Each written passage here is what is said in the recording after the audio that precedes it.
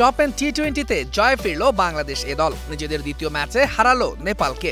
Jisan আফিফের ক্যামিওতে স্কোরবোর্ডে 183 run জমা করে বাংলাদেশ এ দল। জবাবে স্কোরবোর্ডে 154 রান জমা করে নেপাল জাতীয় দল। পাকিস্তান ম্যাচে হারের ক্ষত নিয়ে নেপালের বিপক্ষে টস জিতে ব্যাট করার সিদ্ধান্ত নুরুল হাসান সোহানের। দুই ওপেনার জিসান আলম আর নাইম শেখ শুরুটাও করেন দুর্দান্ত। তবে ইনিংস লম্বা করতে পারেননি নাইম। 18 বলে 25 করে ফেরেন তিনি। 5 ছক্কা আর 4 চারে 46 বলে 73 রানের ইনিংস খেলেন আরেক ওপেনার জিসান আলম। বড় স্কোরের ভিত পায় বাংলাদেশে দল। তবে দুর্ভাগ্যের শিকার প্রথম ম্যাচে অর্ধশতক তুলে নেয়া সাইফ হাসান। 11তেই রানআউটে কাটা পড়ে তার উইকেট।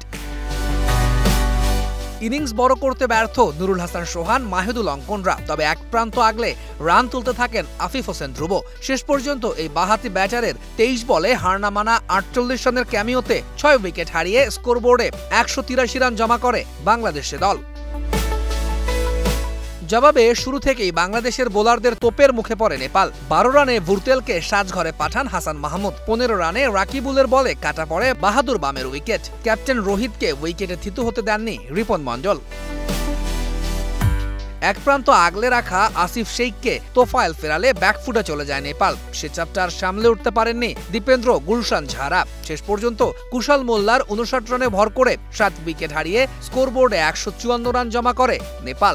29 রানের জয় নিয়ে মাঠ ছাড়ে বাংলাদেশ এ দল। রাকিবুল হাসান নিয়েছেন 3 উইকেট। তৌহিদুল ইসলাম, স্টার নিউজ।